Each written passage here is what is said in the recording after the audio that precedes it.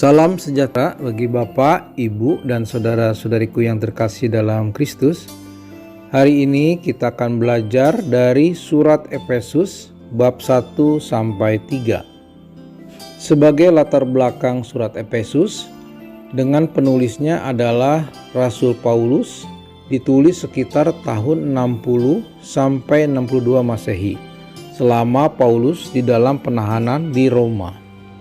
Efesus menjadi salah satu kota penting di wilayah Anatolia yang saat ini adalah Turki pada masa itu, dan terdapat komunitas Kristen yang signifikan di sana. Surat ini merupakan salah satu surat-surat Paulus ketika Paulus berada di penjara. Tujuan daripada surat Paulus Efesus ditulis oleh Paulus untuk memberikan ajaran dan pengajaran kepada jemaat di Efesus untuk memperkuat iman mereka, memberi pengertian tentang kasih karunia Allah, dan memberikan pedoman hidup Kristen yang benar. Sebagai isi surat Efesus berisi ajaran tentang kekristenan seperti kasih karunia Allah, persekutuan dalam Kristus, peran gereja dalam rencana Allah, dan tata hidup Kristen. Surat ini juga membahas pentingnya persatuan di dalam tubuh Kristus dan memperingatkan terhadap kehidupan yang tidak sesuai dengan ajaran Kristen. Surat Efesus dalam konteks Alkitab merupakan salah satu dari 13 surat yang ditulis oleh Rasul Paulus dalam Perjanjian Baru. Surat ini merupakan bagian penting dalam ajaran Kristen dan memberikan wawasan yang berharga tentang iman dan kehidupan Kristen. Dalam Efesus bab pertama terdiri dari yang pertama adalah Efesus 1 ayat 1 sampai 2 berisi salam yang merupakan salam pembuka yang umumnya digunakan oleh Paulus dalam banyak surat-suratnya, dan ini menggambarkan harapan Paulus akan keselamatan dan damai sejahtera yang datang melalui iman di dalam Kristus. Juga Paulus mengucapkan kasih karunia dan damai sejahtera kepada mereka yang datang dari Allah Bapa dan Tuhan Yesus Kristus. Pada Efesus bab 1 ayat 3 sampai 14, ayat-ayat ini mengandung ajaran tentang berkat rohani yang kita terima melalui iman di dalam Yesus Kristus. Ini termasuk pemilihan Allah sebelum penciptaan dunia, rencananya untuk menebus dosa-dosa kita melalui darah Yesus Kristus, dan peran Roh Kudus sebagai jaminan warisan kita sebagai anak-anak Allah.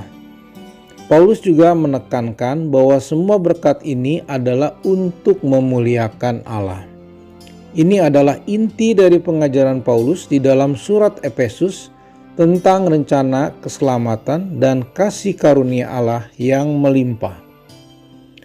Pada Efesus 1 ayat 15 sampai 23, di sini Paulus menyatakan bahwa ia telah mendengar tentang iman dan kasih jemaat di Efesus terhadap semua umat Allah. Ia mengucap syukur untuk mereka dan terus mendoakan mereka. Doanya adalah agar Allah Bapa yang mulia memberikan kepada mereka roh hikmat dan penerangan, sehingga mereka dapat lebih memahami Allah dan rencananya.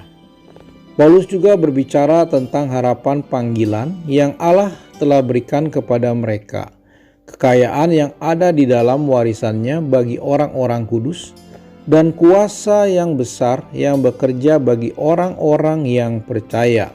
Seperti halnya Allah mempunyai kuasa yang menghidupkan Kristus dari kematian dan mengangkatnya di atas segala sesuatu.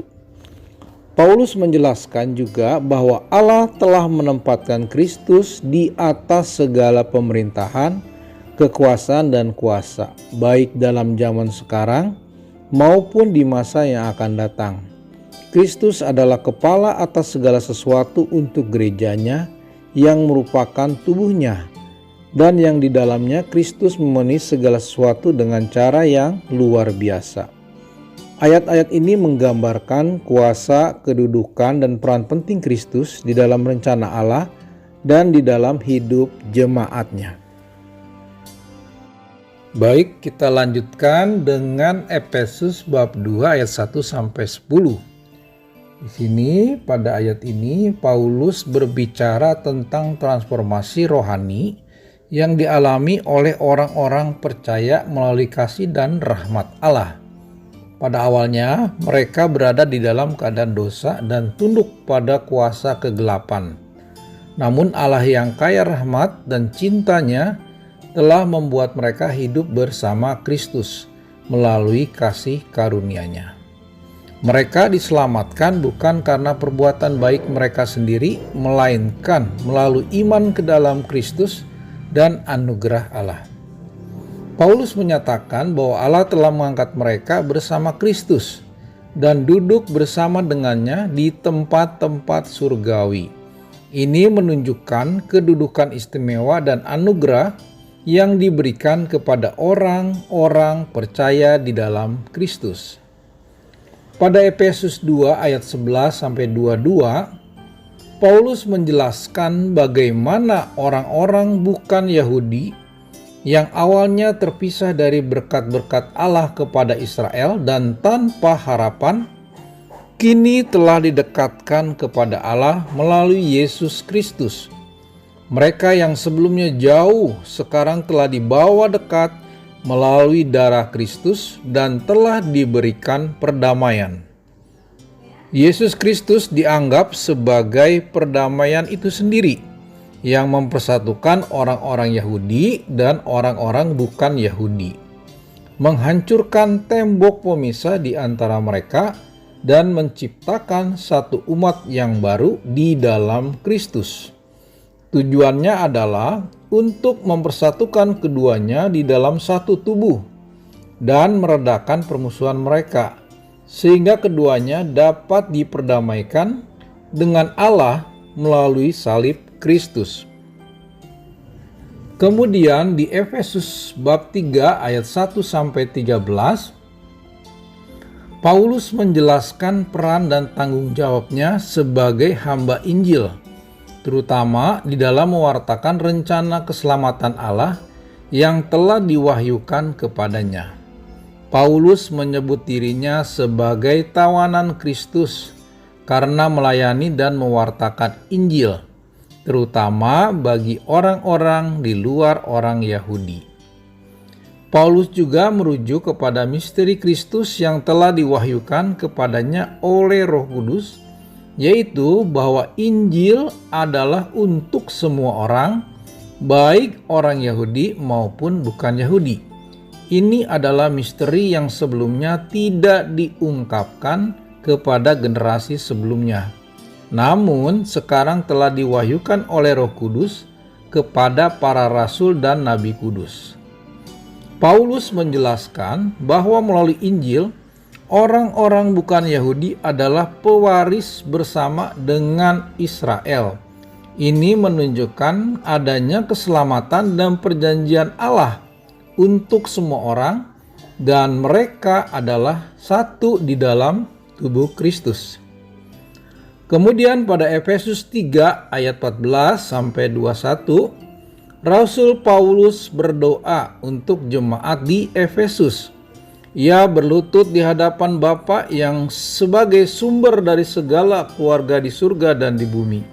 Doanya adalah agar Allah memberikan kekuatan dan kekuasaan melalui Roh-Nya kepada jemaat, terutama di dalam batin mereka, sehingga Kristus dapat tinggal di hati mereka melalui iman.